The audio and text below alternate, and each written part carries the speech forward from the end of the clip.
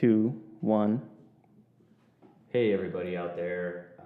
Welcome to the very first episode of History Underground. I'm Sean Hanna. I'm a third-year history major here at UC Davis, minoring in Middle Eastern Studies, and I'm joined with my colleague. Hello, everybody. My name is Nicholas Olivas. I am also a third-year history major here at UC Davis, and I am minoring also in Middle Eastern and South Asian Studies. And we're here joined today with Professor Wendy D'Souza. We're going to be interviewing her on her book, Unveiling Men, Modern Masculinities in 20th Century Iran. We read this book, and it's fascinating stuff. To give you a brief summary about this book, from what we gathered, is that the book deals with the evolution, continuity, discontinuity of gender roles and masculinity through the historical perspective of two dynasties, mainly the Qajar and Pahlavi dynasties of Iran. Professor D'Souza dives in beginning with Nasr al-Din Shah in the late Qajar period, and gives an overview of Iranian ideals of masculinity as they were propagated by Nasr al-Din Shah, mainly through the use of photography and his own personal photography, and how ideas of masculinity were, shaped through photography as a medium. This photography also shaped Orientalist and European views of Persia, as well as ideas of women, the harem, gender roles in general. Professor D'Souza also remarks on the historical European intervention of Iran and how that shaped ideas of gender identities, kind of an East-West, West-East exchange of cultures, ideas of one another. As the narrative goes on, we start to see a complete transformation of Qajar masculine identities with the onset of the Reza Shah Pahlavi period in 1925. Identities,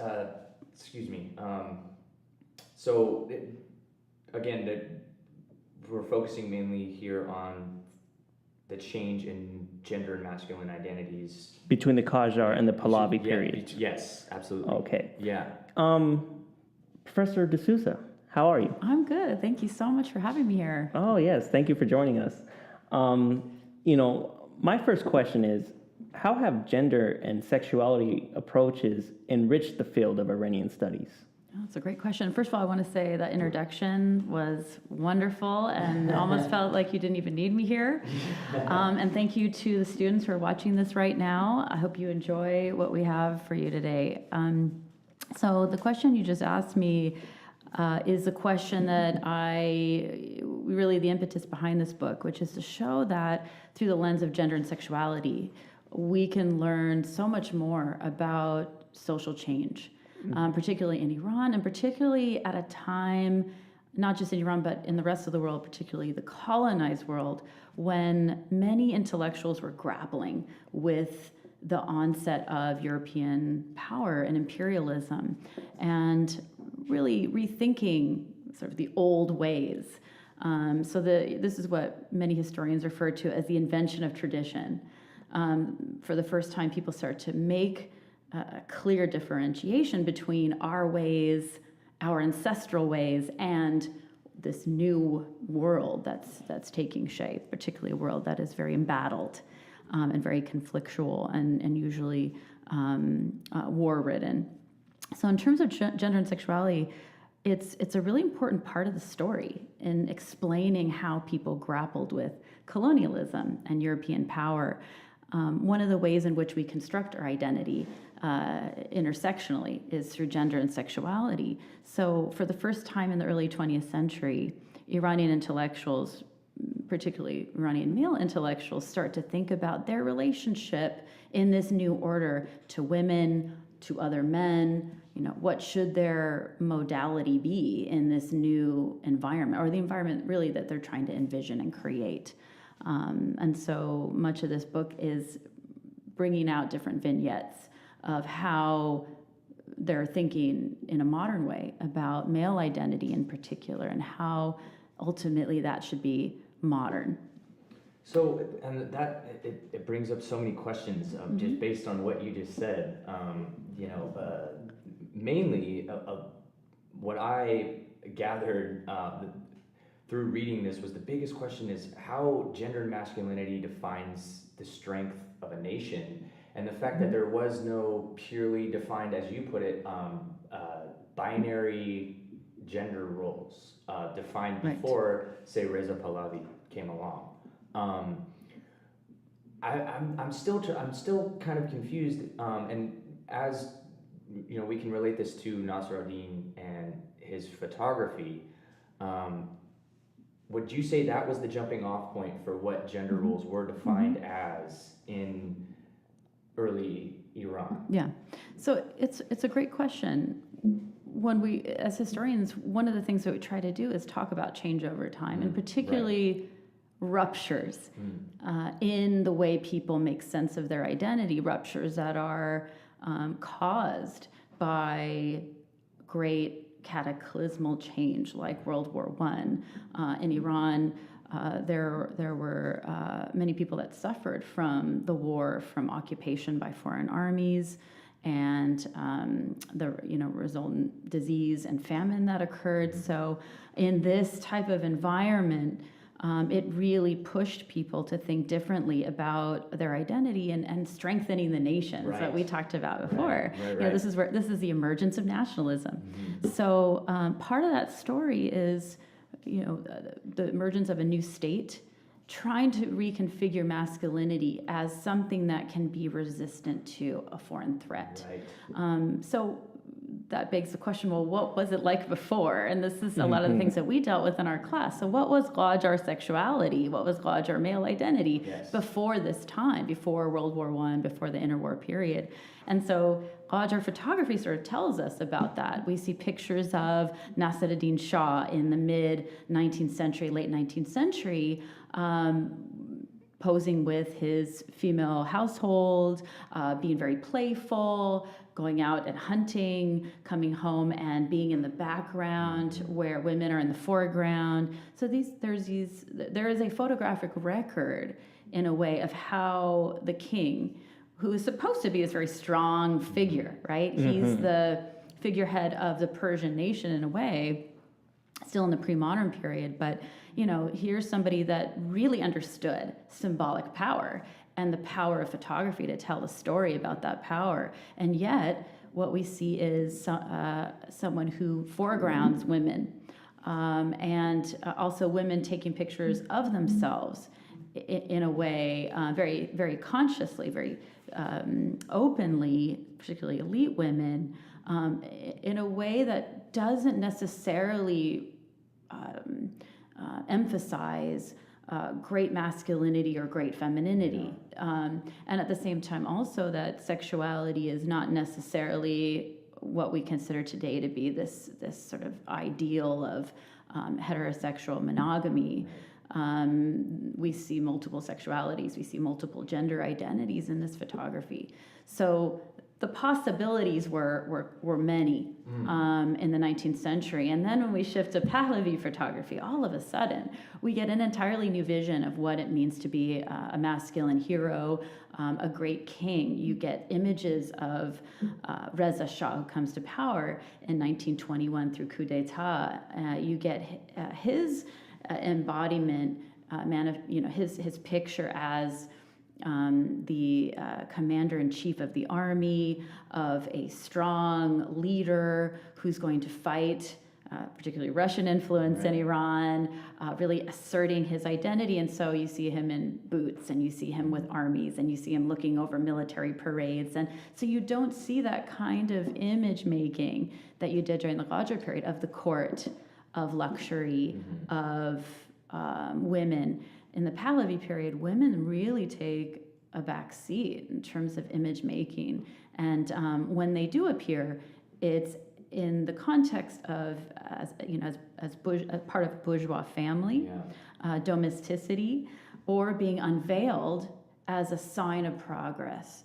And so one of the things I argue is that you definitely see a much more limited view of male identity and a limited view of female identity once nationalism emerges. Right. And all of a sudden now, gender roles are particularly linked to your duty as a patriot in the new nation to protect it from danger.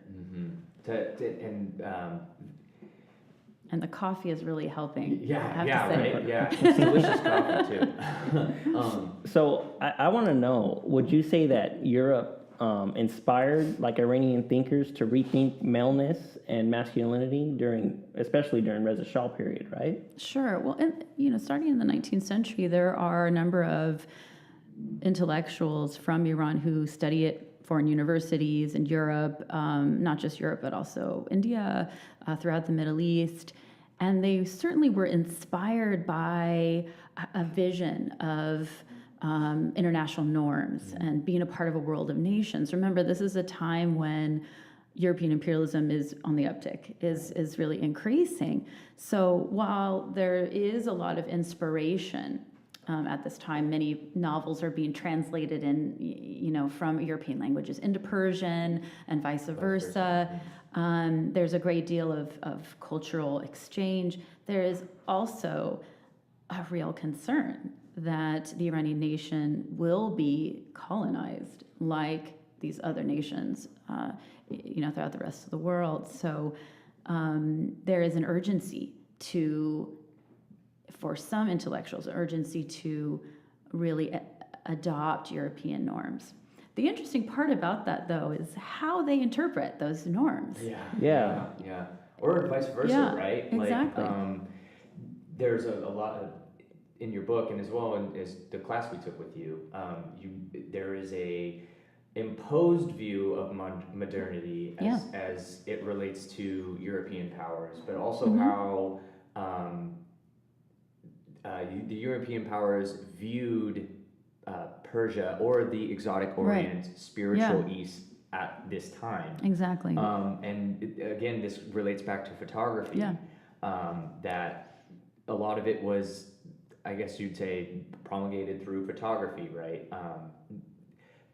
But what's interesting about that is, based on what you're saying and the evidence you've given, is it wasn't like this, exotic harem and, these exotic women who, you're hanging out around a hookah and, having exotic belly dance, things, that Orientalist view. I guess it kept itself going. It was a cyclical thing, right? Because you were saying with photographers like Anton Severjin, right, that he would oftentimes sell this image to Europeans, right? So it was like this back and forth of, you need to be modern because what we're seeing is, according to our ideas of modernity, you're not modern. And they were also thinking, well, we need to be modern because we will be colonized if we're not, right? And then you get this rigid, okay, you want modernity? Here comes Reza Pahlavi and completely reforms everything on the basis of gender identity, correct? Right. And one thing you were saying though is women. Your book is called Modern Masculinities, but that also naturally will relate to women as well. And it seemed like in the Qajar period that there was more. Would you call it equality? It was as it relates to Nasruddin Shah, that it wasn't this is my sexual harem. It was like, I want to show these women too, with me oftentimes in the background, the Shah in the background. You know what I mean? That's an excellent question. How I would answer it is, I think that when we look at Qajar photography, what we find is just the absence of a very rigid gender hierarchy. But I wouldn't say that in society there weren't inequalities and hierarchies. I think, at least in the early stages of Qajar photography, it's not incumbent on Nasruddin Shah to emphasize his power over women. Does he have power? He's the most powerful person in the country, of course, of Right. course. But how he represents that power is not through the lens of hypermasculinity. Okay. When we enter a more intensified context like the interwar period, when there is a very real threat of Iran's colonization, which comes with many different problems, the image making is really based on wanting to project to the world that there is strength, particularly male strength. Yes. And all of that gets focused on the male body. The male body now needs to be resistant to colonialism. So we need strong bodies. We need to institute exercise in public Right. school, Western, by the way, Yeah. Western Uh-huh. type exercises. There was already a tradition of what we call zurkhane, or the weightlifting sort of tradition within Iran. Wrestling as well, too, right? Wrestling, was big in absolutely. Iran, That's why yeah. Iran still wins many gold medals in Yeah, those yes. departments. Mhm. So, but all of a sudden now, because of this great existential and in many ways very real threat of colonialism, now male bodies, need to actually represent the strength of the nation. And part of that is very practical. For a very practical reason, they want to recruit many people into the army and the police force to protect the borders, to strengthen the nation, again, to be prepared for potential military conflict. But that does seep into the culture. And so, again, that's why we see a very conscious attempt for Reza Shah to embody the ideals of modernity. But I think what you said is really important. What you said earlier.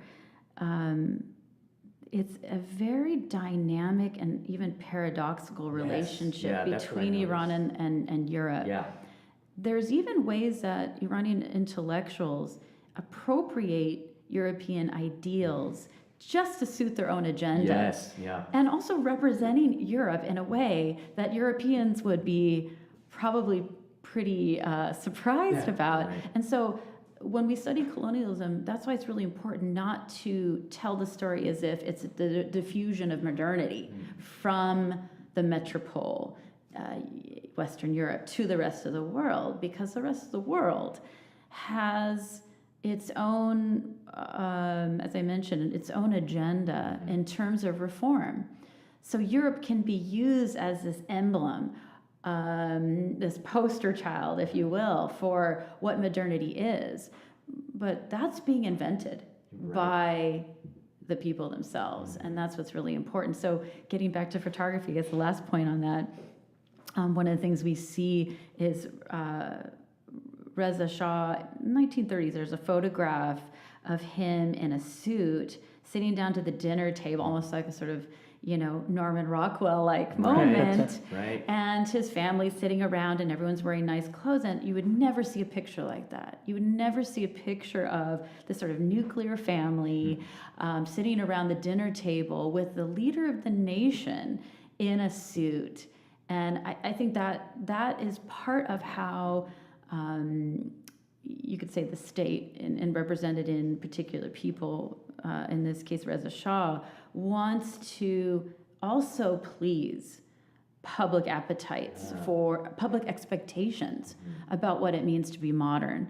I don't think that the camera just naturally catches this warm family moment. Stage kind of He thing. realizes, from early on actually, he realizes that in order to appeal to reformers and to the new sort of national ideal, he has to also perform a different type of gender identity. And that is, again, the patriarch of a bourgeois family. Right.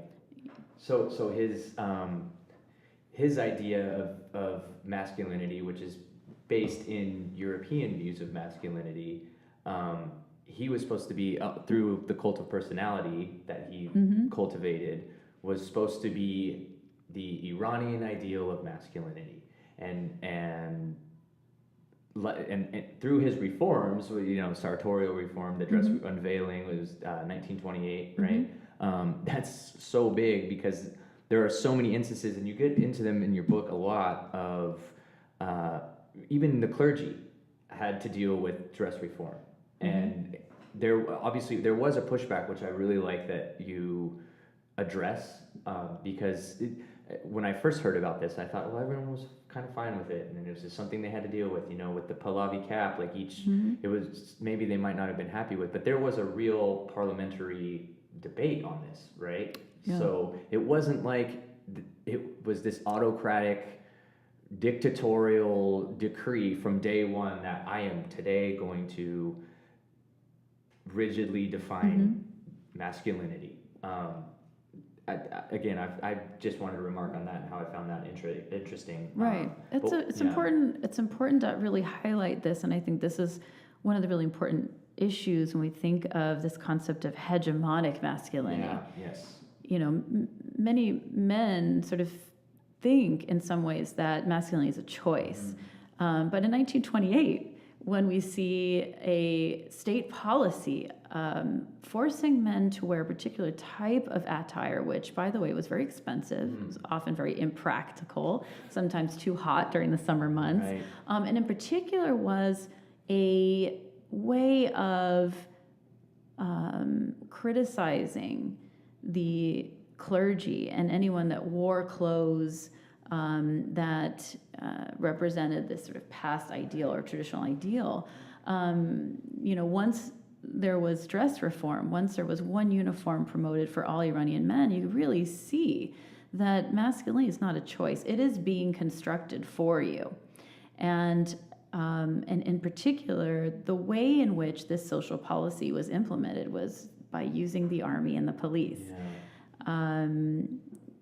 It really raises, again, the question of social reform through the threat of violence. Yeah. And so when we look at social protests and we look at protests over women's unveiling, which happens 8 years later, we have to understand this is not just happening out of the blue. People start to already feel that even their bodies are the subject, is actually, in a way, being controlled by the government. Just the very thing that you're wearing, how you choose to present yourself and your own gender identity is being controlled through the threat of violence. And if you don't comply, as it happened in the late 20s and 30s, you would be beaten and jailed and humiliated. Just because of what you wore. Exactly. And you use this term a lot in the class that we took with you. I think you called it bodily autonomy, right? And that, I just try to imagine today, gender, masculinity, sexuality is a lot, in I guess you'd say the headlines a lot nowadays, how even American culture now is redefining, it's kind of the reverse of this. Obviously it's not related to this, but I'm thinking presentist about this, but I'm also trying to imagine being in this time. That's right. And something that is so sacred, especially in an Islamic country, right? That's something that is so important to you, is your own identity. And when it comes to women, mainly wearing the hijab and the veil, right? That now getting rid of that, it must have been a complete cultural shock for a lot of people. That's right. It would be like all of a sudden one day, if there was some sort of legislation handed down saying California that says all men have to wear jeans and a t-shirt, all women wear a dress. That's something, as I was reading this, to cultivate a sense of like historical empathy. That's right. Of this entire instance is really something that was in my mind the entire time, But that term bodily autonomy is so huge to us today, and I'm sure it wasn't any different in this time, right? So and there was one other thing I wanted to remark on about how you were saying Europeans would borrow Persian ideas for their own benefit, and someone who came to mind is Michel Foucault. There's this book, The Persian Letters, that I've been trying to read, how he kind of uses Persian ideas of despotism as a attack, or maybe I guess you would say a treatise on French despotism of his time, right? Can you kind of remark on the importance of, I guess, Foucault's work, or that Sure. sort of idea? Sure. Well, in the context of gender and sexuality, I would actually pinpoint Foucault's work on, he sort of just has a view of Western versus Eastern culture, emphasizing that Eastern culture has more eroticism. He calls it ars erotica. And he's been criticized since. He has a very binary view of culture, unfortunately, Foucault, although a lot of his work is still very useful today, his view about governmentality, which does relate to dress reform and sort of the impact of that. But this view that somehow there's a border in terms of sexuality between the West and the East, unfortunately, still the framing of how we see the Middle East today. That somehow, in Iran they're more religious, or somehow they're more patriarchal, or somehow women are more oppressed. I mean, these views really do emanate from the way in which we've been taught how we otherize different cultures. So I guess your question about Foucault, that's something that there's been a lot of feminist criticism on. Well, it's funny you mentioned, I'm sorry to interrupt you. Sure. The more education I get, I think maybe this is why we're both Middle Eastern studies minors, is in an era of the other, us versus them, the Occident versus the Orient, I wanted to know why? Why is there this divide? Because there is entire studies, when you go to, say, elementary school through high school even, there is an entire region that is hardly touched on that contributed to world culture as a whole. And once you start seeing it, you can't get enough of it, because you're like, why was I never taught this? And especially with this class, because maybe it was more my parents' generation, but the '79 revolution was a major event. And the way that was depicted versus how it really was, and the undertones and the background of the entire thing, once you see that, it's almost like I have to question now everything I've ever been taught. Well, this is a good PSA for why we need more history majors. Exactly. This is more people to study history, and just a curiosity. Right.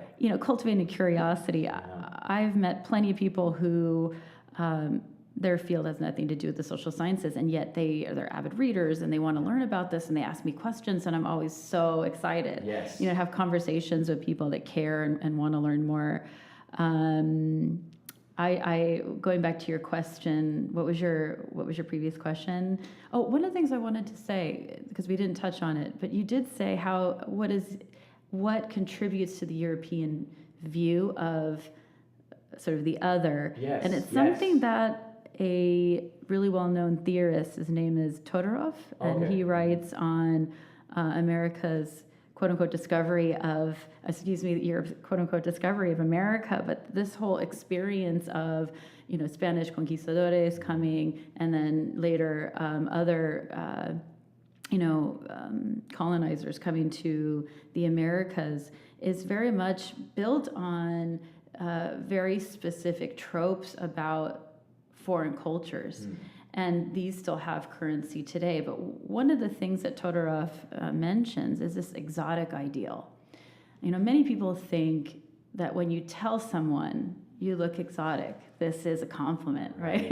And it seems rather harmless, but when you go into 19th, 20th century writings and you sort of pick up the rug and look underneath, in a way, the exotic ideal is meant to, again, emphasize civilizational difference. Right. When I say you're exotic, I'm saying that you're categorically different from me.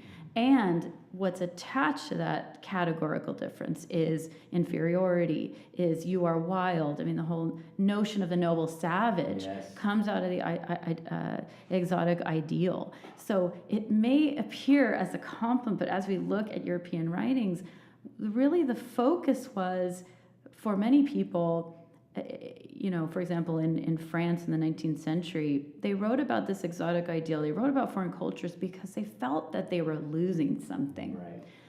what is really missing in French society? What is really missing among us? And they would look at the rest of the world in this sort of idyllic way, almost to say, we've lost our romantic heritage. We've lost this. So, on one level, there's a way, it appears as if there's a way of wanting to look at the rest of the world, to aspire to. But in fact, really what that's tethered to is not just an admiration. It's an incredibly limited admiration. What it actually is a way of emphasizing our modernness, our modernity, our progress, our civilizational advancement, and saying that our past is their present. Yes, right. And that's when it becomes rather invidious, an invidious comparison. And I'll use one more, it's just a slight example from the photography. What we talked about earlier from the photography example. When Orientalist photography becomes a commercial success, when you're taking pictures of Persian women in very particular poses for a European heterosexual male audience, that tradition really emphasizes the submissiveness of foreign women, particularly what were called Oriental women. But we're talking about Iranian women, Turkish women. All of a sudden, it is a very, it's a way of reducing what women are and who they are, and reducing culture to your very particular male fantasy at the moment. And so that's why, again, it may appear, looking at some beautiful paintings. I've actually, gone to Paris and went to the Musée d'Orsay, and I saw these incredible Orientalist paintings, and you can't deny that technically they're masterpieces. Yeah, right. But there's an intrigue there. You always see in these paintings the trope of the submissive Oriental woman, the trope of the dangerous, Muslim man, the African slave who is there to be used, who's there to serve you. These are tropes that you could say very easily, you could find them in currency today. Right. And as you were saying, the masterpieces, I was just thinking about this the other day of how, and I am guilty of what you are describing I'm constantly checking in with myself to not culturally appropriate based on these lines of this intriguing idea of the exotic Orient. And then, like you said, once you pull back the carpet, you start to see underneath, and then see, here we're using the metaphor of a carpet, right? Right, fair enough. See, I'm guilty of so it even deep in our culture. Absolutely.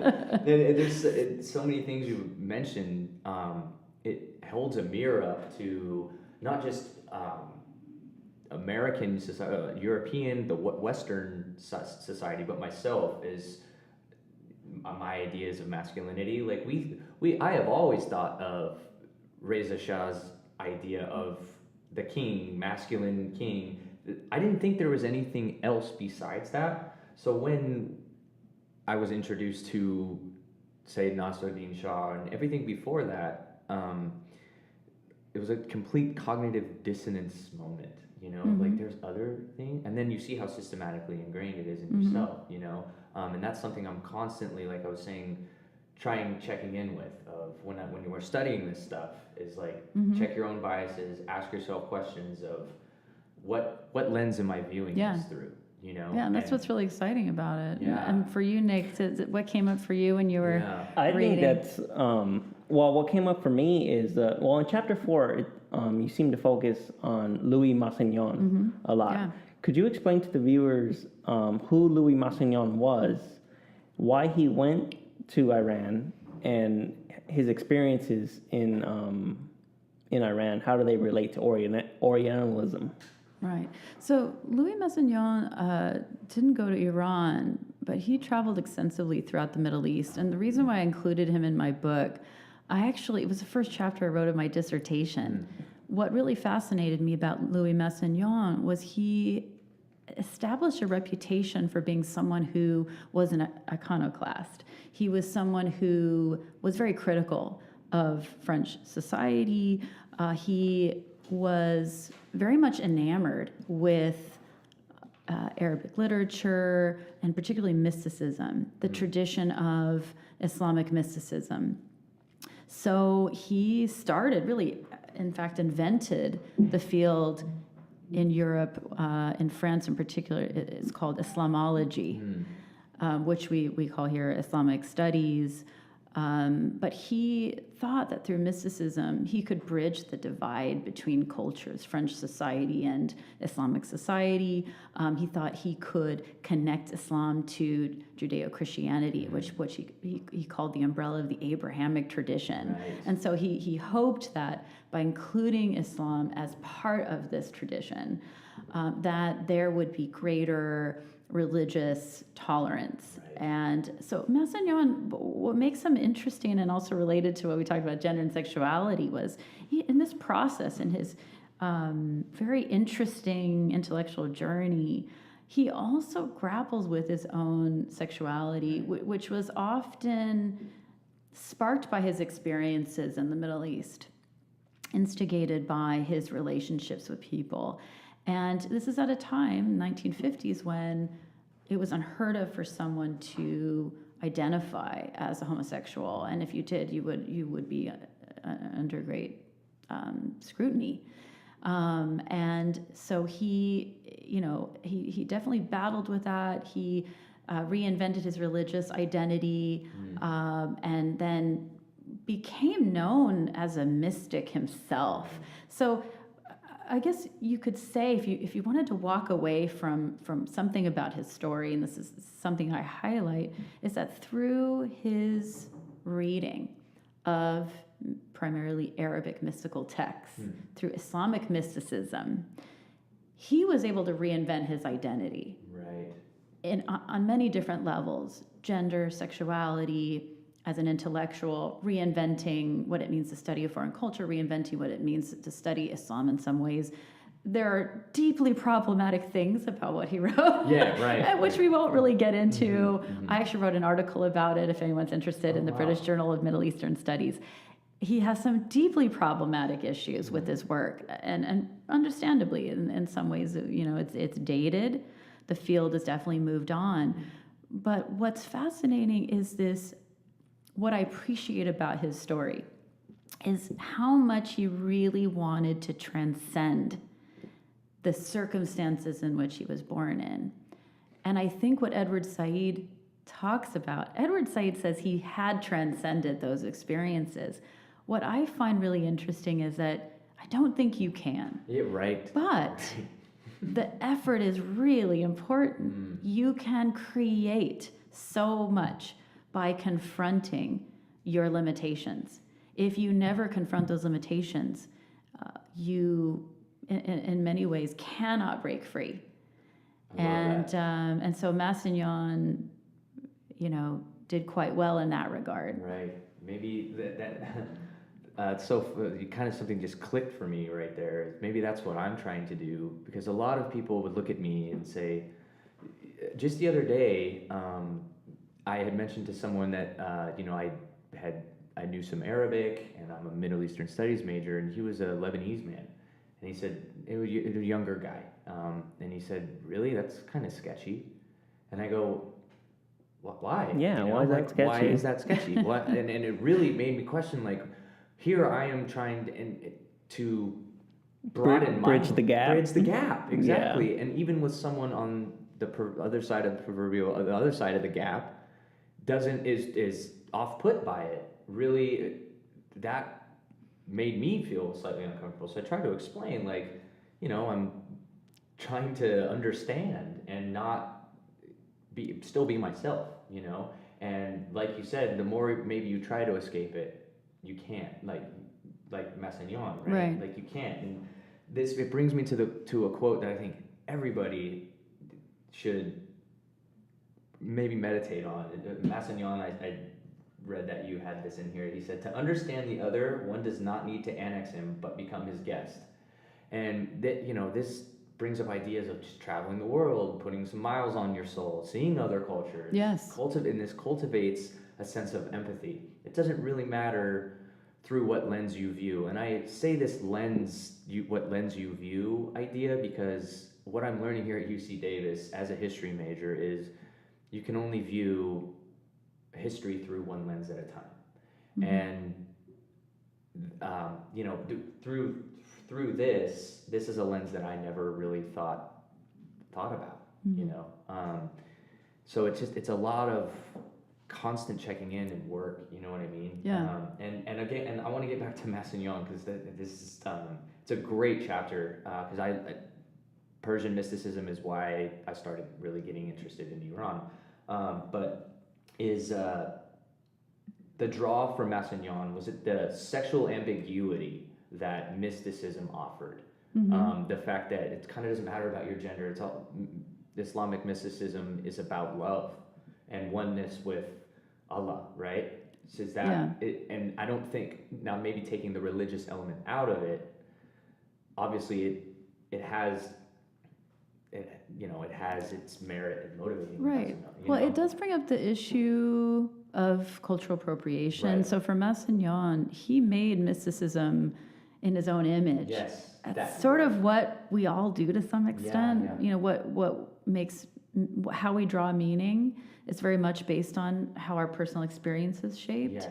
And that's also how he gets criticized. Some Iranian intellectuals, particularly one by the name of Mohammad Ghazvini, criticizes Massignon for essentially fabricating mysticism, and calls him a charlatan. So that's one of the things I was, noting earlier. It's one thing to read these texts. He has the ability, he has the talent to read Arabic texts and to write scholarly work and to do intertextual work, and come up with this brilliant way of looking at mysticism. But it is still a Massignonian mysticism, and unfortunately, you have to bring in this issue of authority. As a French scholar living in France as a colonial power, you have the politics of representation. His voice becomes the voice, the authority for speaking about others. Speaking about the Middle East. Yeah. So he has, just like we do in the United States, there's an imbalance of the way that we get to represent other cultures, and other cultures don't get to represent themselves. Right. Said uses this example of how when Napoleon goes to Egypt in 1798, he brings not only botanists, but he also brings historians, and they get to write the history of Egypt. And there's no equivalent. Egyptians don't have the equivalent, particularly not at the time they're being occupied, to write their own histories. Right. So in Massignon's case, it's always going to be just like Severagin with the photography he produced for Europe. There's always going to be an imbalance of power. And so I hope for the students that, are going to be historians in the future, and the two of you, to sort of see that as part of our responsibility is to shed light and as to support the voices that never got to be heard. And so the article that I wrote is to shine a light on the criticisms of Massignon's work, just so that we have this balanced view, that we can recognize Massignon's brilliance, and we can appreciate it, and we can appreciate his struggle, what we call human revolution. At the same time, really understanding the larger context and the relationship that he had as a privileged white heterosexual male, eventually, living in the metropole, who actually wrote French policy in North Africa. Wow. Actually aided the colonial project. And understanding that this is not objective production of knowledge. Right. It doesn't exist in a vacuum, right? Exactly. It's funny because so there's an anecdotal. There's anecdotal stuff according or as you relate it to Massignon about his story, about, you know, he was accused of being a spy. Here, he was struggling with his sexuality, homosexuality, converting to Catholicism, reconverting, and, you know, had a suicide attempt on a ship. Anyway, that's for readers to find out, because that drew me in and made me want to know more, and question the whole narrative and how it relates to everything. You know, so I got a lot out of it, but it just like anything in history, the more you read and the more you know, the more questions you have, and the more you get pulled into it. The more you get pulled in, right? So I don't know. Do you have any other questions? I did have Cool. one other question. And this is, I was scratching my head. I wanted to know why European thinkers and scholars changed so much of the Persian poems and literature to fit their like their description of masculinity, or their ideas of what the poem should be. Right. It's actually very interesting. If you've ever watched the news with someone that speaks Arabic or Persian and they have anything on about the Middle East, or Turkish for that matter, you always see this sort of objection. They didn't translate that properly, Why did they translate it that way? Or that's not what they said, Oh, wow. And there Wow, there I has to never be noticed some that. truth to that. Absolutely. And this chapter Yeah. 5, I think Yeah. it really touches on that. Yeah, that was really fascinating to me. And one of the things that I looked at, even before I wrote my dissertation, if you're going to do history, you have to love foreign languages. Yes. I do, but at some point, that love will be challenged because I had to test out of 3 foreign languages. Wow. But if you study American history, I hear it's only 1 foreign language. Right. But in any case, it's a great question of why, in translation, why do you get a different version of that poetry? And in particular, what I found, this is again kind of going back to why gender and sexuality is a really important lens as an analytical tool. When you look at poetry, Persian poetry written between, say, the 11th to the 13th centuries, which is sort of considered to be the golden age. Right. Actually, I would say more 12th to 13th centuries, sort of the golden age of Persian poetry.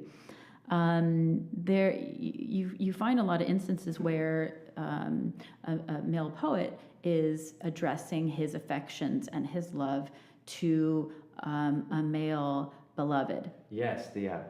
And there are very clear examples if you read Persian, very clear examples of that. And what I found when I was reading translations, particularly in French and English, was that the male beloved would be redacted, right? So one example is there's a very particular poem by the very beloved poet Hafez, and so he refers to his male beloved as a Turk of Shiraz. And the term Turk would refer to literally someone of Turkish origin, a Turkic origin rather.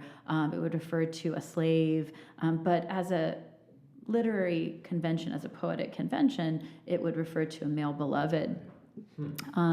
And in the English and French translations, that Turk of Shiraz, who was a male Turk, would become a blooming maiden, or Turkish maiden. And it's fascinating to me on a couple levels. I mean, one, it's that clearly there is a deviation from the object of love in the original text, but also it becomes really strange all of a sudden. Then everything has to change, and even some of the metaphors have to change, and so it becomes a different kind of poetry. Yeah, it reads. And then you have to ask yourself, well, why translate this poetry at all Yes, if you're going to change everything? Right. And and keeping in mind that Persian poetry, particularly in the 19th century during the Romantic movement, became wildly popular throughout Europe and was translated into virtually every European language. There was such a demand for Persian poetry. again, based on this exotic ideal. Right. Somehow Persians were more amorous than we are. Yeah, So right, reading right. this poetry meant that you would be connected to that. But yeah, so just a question that all of a sudden, through translation, that it's altered so dramatically. And then in the United States, in a more contemporary way, there is a translator by the name of Coleman Barks, who is part of this American Sufi movement, who not only took the English translations that were altered in terms of gender and sexuality, but then also reinterpreted them. Right. And changed it even more to suit a very particular spirituality that he espoused and that other members of his order espoused. And so I think we just get further and further and further away from the original meaning, from the original poet. And also some of the most beautiful metaphors are lost. This is for fans of Rumi out there. Absolutely. Be careful of your translations. Yeah. If it Coleman Barks or Yes. this again another cognitive dissonance moment for me. Right. What do you mean all the Rumi I've ever read is not the original it's not true to the original translation? Right. And, No, interestingly, in the LGBTIQ community, I've seen a lot of interest in Persian poetry and in Rumi in particular, because there are some people that are quite aware that this poetry is in some ways homoerotic, but some ways transcending very confined views of sexuality. So there's definitely an inspirational aspect to getting closer to the original poetry, not to just only highlight its gender and sexual content, but to think about an idea, a world that Rumi imagined, that was free of all sorts of confines and limitations. That he really thought of the beloved as something that just sort of captures your soul. I like that. And something that transforms you, and also very real and very rooted in the earth. So it's not just simply the beloved as this figurehead, as this God. It is sometimes the capital B beloved, but then in the temporal realm on earth, love can be this very fortifying thing.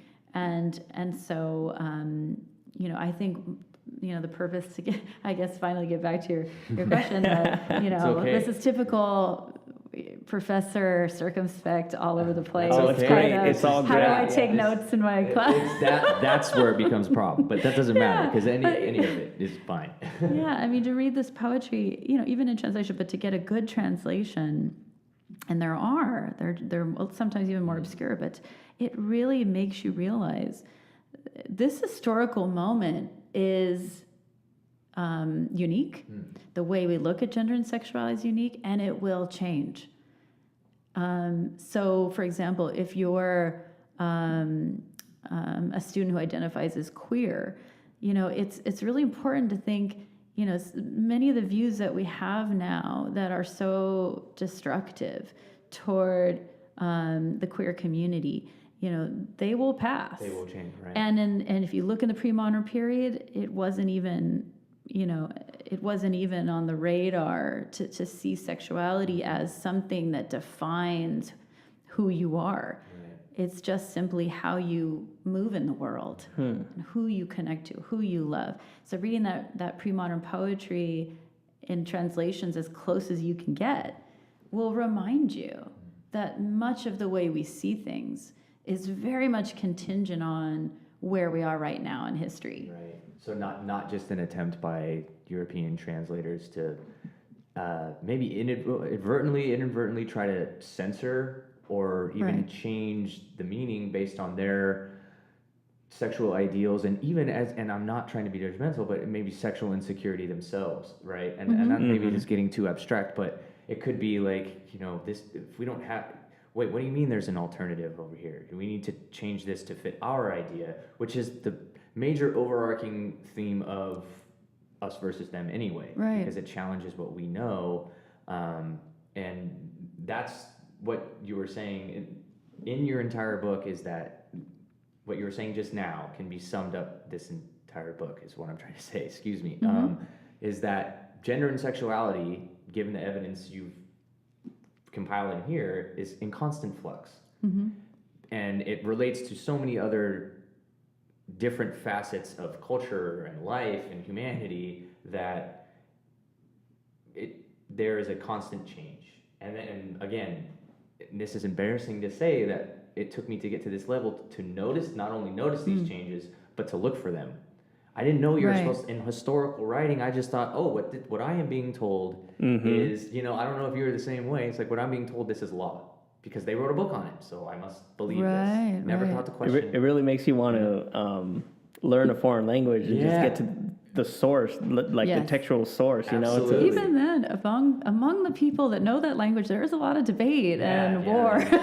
We have scholarly debates all the time and disagreements. So just the language alone won't allow you to, as I mentioned, give voice to alterity, to what we don't see, what doesn't have visibility.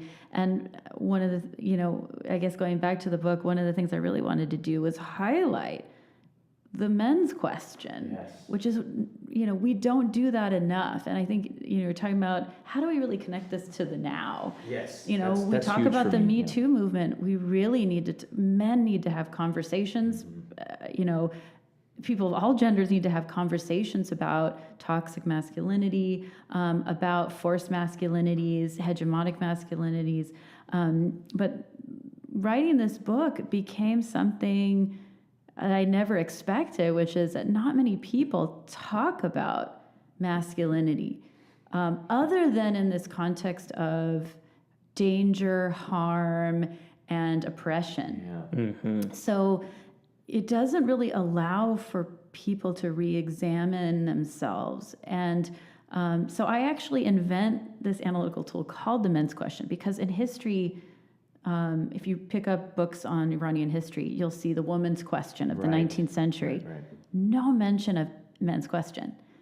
It's just assumed that men all think alike. It's assumed that men are out there protesting and they're very political and they're very much in the public sphere and women aren't. And when you read these texts, a lot of the ones I talk about, you start to see that men are very, very ambiguous about what modernity is. I'm sorry, I meant to say ambivalent.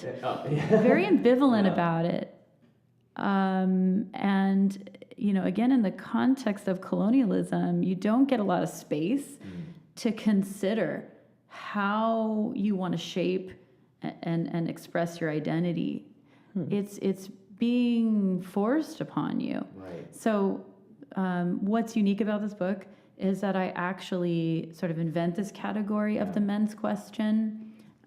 It's not a term that's coined in the sources, but what I talk about is that every time you see these debates coming up, in Parliament, and how the Shah represents himself, and many of these other journals, these newspapers, these editorials, you see that there is a very real concern about how to be a modern man. What does that mean? What do we need to do? What do we need not to do? And no one's talking about it. Why is it so invisible when we're writing history? And so thinking about the now too, I think men in particular don't have an opportunity to have conversations in which they're not, there isn't this sort of impulse to feel guilty or apologetic. And I think then it's very unhealthy. I think it's a conversation that we definitely need to have. Yeah. And I think now is a perfect time to have that conversation too. But anyway, Professor D'Souza, thank you for thank you both so much. Thank you. It's been great and very educational. Hope everybody else enjoys it too. And I have to also mention that this is after finals. After finals week. The day after unbelievably big troopers here for being here on a Saturday. So thank you so much for the opportunity, and I really enjoyed our conversation. Yeah, I'm glad we can talk about it. And for listeners out there, can they pick up your book on Amazon? I think there's a free copy in the Shields Library. Oh, there you go. So All right. don't buy it. Don't. You're never Save gonna- your money. That's fair. Okay. It's expensive going to college, so yeah, you fair can enough. pick up a copy in the library, but your parents can buy Yeah, your it. parents can buy it for you. There It's you a go. great read, It's a great nonetheless. read. It's a great read. You get a lot from it, and hopefully we covered. And happy Persian New Year. Happy Persian New Year. Happy There you Persian go. New Year. All right. All right. Thank you. Thank you. Thanks, Later, guys. everybody.